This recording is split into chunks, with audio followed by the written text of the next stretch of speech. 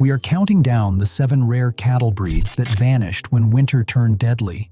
From breeds with peculiar anatomy to giants undone by glacial cold, each case reveals how a single genetic flaw or a changing climate can erase a lineage forever. These stories range from mechanical failures to metabolic extremes and even island survivors undone by exile. Which forgotten breed stands as the most cautionary tale? Let's begin with a breed so specialized that even Darwin saw its doom in South America. Charles Darwin first encountered the Niata cattle on the grasslands of South America. He found a breed so distinct he compared it to the bulldog. The skulls he collected, now housed in museums from London to Montevideo, show a strikingly shortened face, a broad forehead, and an underbite that left the upper and lower lips unable to meet. In his field notes, Darwin described the Niata as true breeding. Parents with the trait always produced calves with the same peculiar jaw. But this very specialization set the breed on a collision course with disaster. During normal seasons, the Niata grazed alongside other cattle with little trouble. Their unique jaws worked well enough when grass was plentiful and tall, allowing them to use their tongues and palates to pull up mouthfuls. The problem came when drought or winter turned the lush pampas into a landscape of short, brittle stubble. Where ordinary cattle could pinch and rip the last blades of grass with their flexible lips, the Niata faced a mechanical dead end. The underbite left them unable to crop close to the ground, and their lips simply could not grasp the remaining forage. This was a mechanical failure with fatal consequences. Darwin relayed warnings he heard from local ranchers who watched the Niata starve even as food stood within reach. He wrote, "During the great droughts, the Niata breed is under a great disadvantage and would be exterminated if not attended to." Modern studies of their skulls confirm what those herders saw. There was nothing wrong with the Niata's breathing or feeding in good times, but their jaw design became a fatal flaw when the environment turned harsh. By the end of the 19th century, the Niata had vanished from the plains. Their extinction was not caused by disease or predators, but by a mismatch between anatomy and survival. The breed's rare skulls remain as a warning that in nature, even the smallest mechanical detail can spell the difference between endurance and extinction. In the heart of medieval England, the low-lying pastures of Holderness produced cattle that towered over their neighbors. These were not the compact, thrifty cows of later centuries, but large framed beasts bred for meat and draft power. For generations, their size was seen as an advantage. The climate, warmer and more stable during the medieval warm period, allowed farmers to harvest enough hay and grain to keep these giants fed through mild winters and lush summers. But the climate did not remain gentle. By the early 1600s, Europe entered the Little Ice Age. Growing seasons shortened, rains lingered, and the land produced less with each passing year. Fodder became precious. Historical accounts from the period describe barns emptied before the thaw, and cattle driven to market thin from the scarcity. In estate ledgers and parish tithes, the cost of keeping large cattle began to outweigh their value. These animals, with their high metabolic needs, demanded more food than the land could now provide. Farmers faced a hard choice. Some tried to adapt, but the old Holderness type could not thrive on meager rations. They needed bulk, hay, turnips, or grain in quantities that were no longer reliable. Smaller, more efficient breeds began to take their place. The Teeswater, for example, required less to maintain and could still provide milk and meat. These thriftier cattle were better suited to the harsher climate and the new economic realities of the time. By the end of the 17th century, the great cattle of Holderness had faded into local memory, replaced in the ledgers by breeds that could do more with less. Their bones, when unearthed from the marshy soil, reveal no sign of disease or neglect, only the silent evidence of a world that changed faster than they could adapt. The story of the Holderness is not one of sudden catastrophe, but of slow attrition, as climate and economy reshaped the very animals that once dominated the English countryside. In the dairies of Suffolk, a breed once stood apart for its single-minded purpose. The Suffolk Dun, small and lean, was bred for one thing above all else: milk. Generations of farmers praised these cows for their ability to turn even meager, rough forage into astonishing volumes of milk, fueling the region's cheese and butter trade. Old agricultural records describe them as the greatest producers in England, able to keep the churns full when other breeds would have faltered.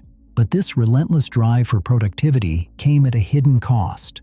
The Suffolk Dun's body was a study in extremes. Every calorie not needed for survival went straight into the udder. Their frames were narrow, their backs ridged, and their flanks thin. Unlike beef cattle that carried a layer of fat for the lean months, these cows wore their thriftiness on the outside. Fat reserves, the biological savings account that most animals rely on during winter, were nearly absent. In good years, this made them efficient. But when the wind turned cold and the grass lost its green, the Suffolk Dun's remarkable metabolism became its undoing. Winter in East Anglia could be unpredictable. Sudden cold snaps, icy rain, and long, damp nights demanded more than just efficiency. They demanded reserves. Without a cushion of fat, the Suffolk Dun had nothing to burn but its own muscle. Farmers watched as these cows shivered through the night, their bodies unable to shield them from the cold. Milk production, once their pride, would stall or collapse entirely. Some cows simply faded away, unable to survive the season on their own. The economic realities were harsh. A cow that could not provide milk through winter was a liability. Over time, farmers began to favor the red poll, a new breed that blended the Suffolk Dun's dairy gifts with the hardiness of the Norfolk Red. The red poll kept the milk flowing, but also carried enough flesh to withstand the bitter months. As the new standard took hold, the pure Suffolk Dun quietly disappeared, leaving behind only records and a lesson in the dangers of pushing a single trait too far.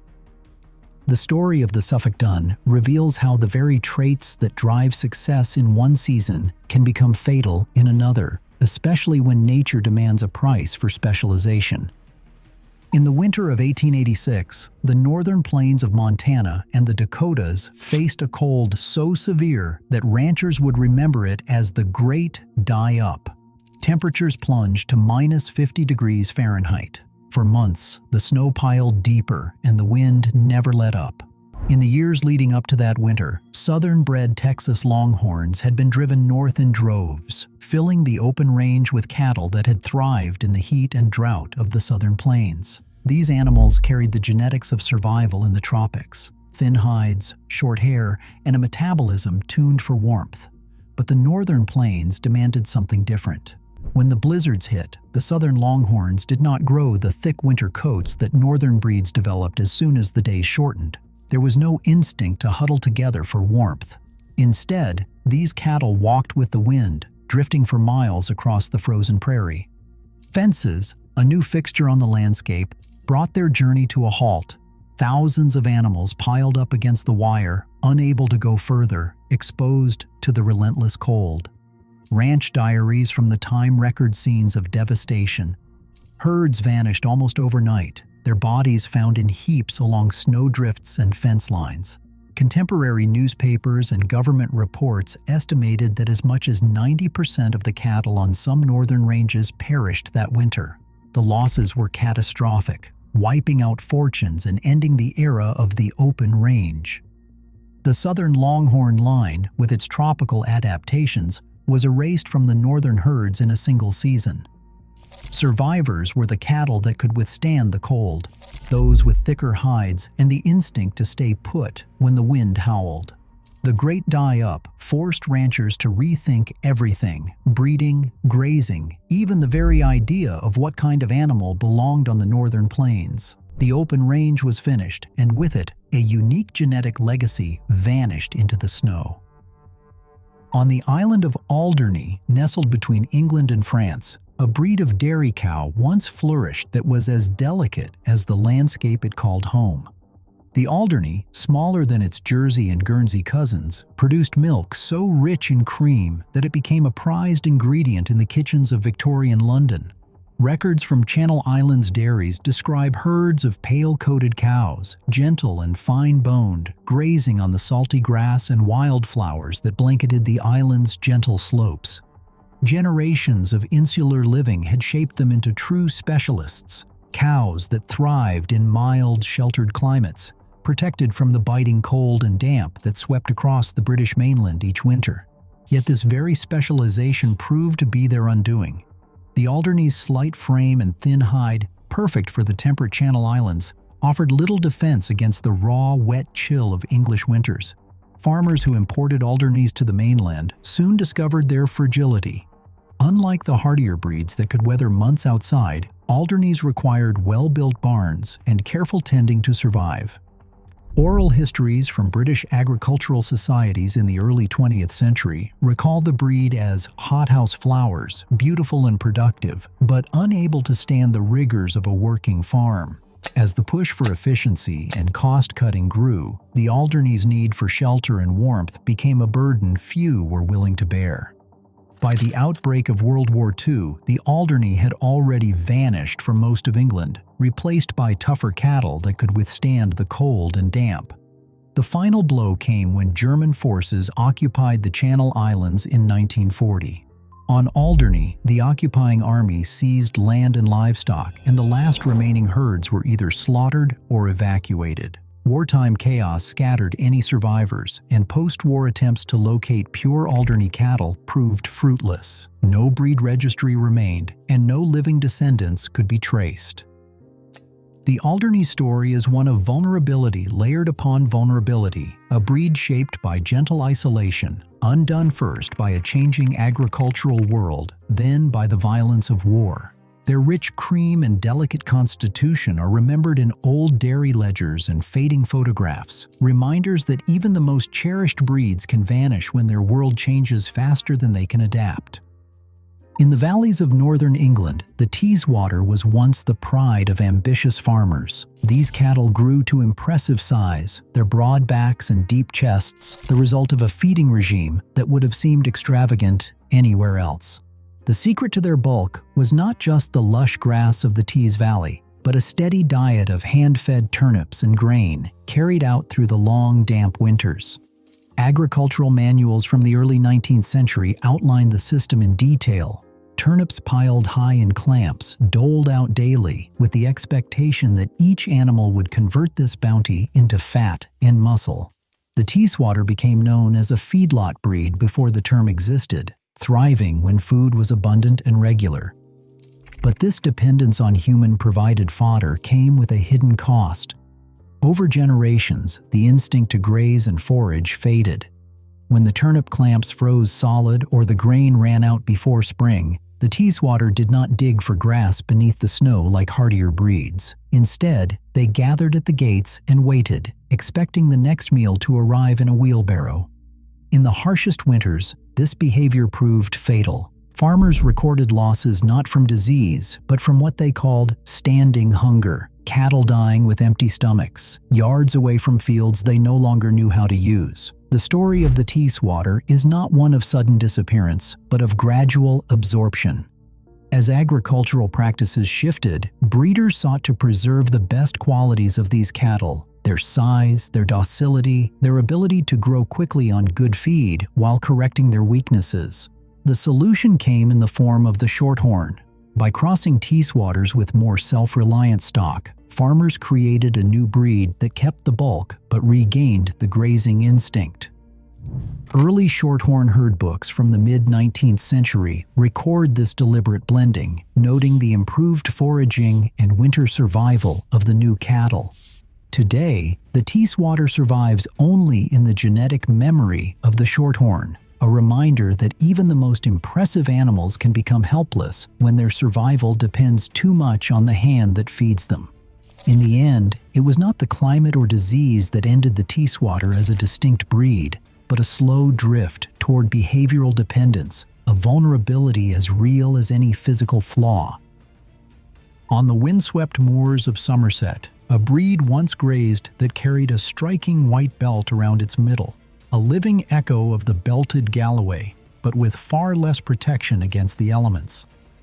The sheeted Somerset was prized for both milk and beef, a dual-purpose cow that fit the patchwork farms of southwest England. Agricultural Society records from the late 19th century describe these cattle as sturdy in fair weather, but with a hide that was thinner and less insulated than their famous rivals, the Herefords. For generations, Somerset farmers kept their cattle in barns through the worst of winter, shielding them from the damp, bone-chilling winds that swept across the hills.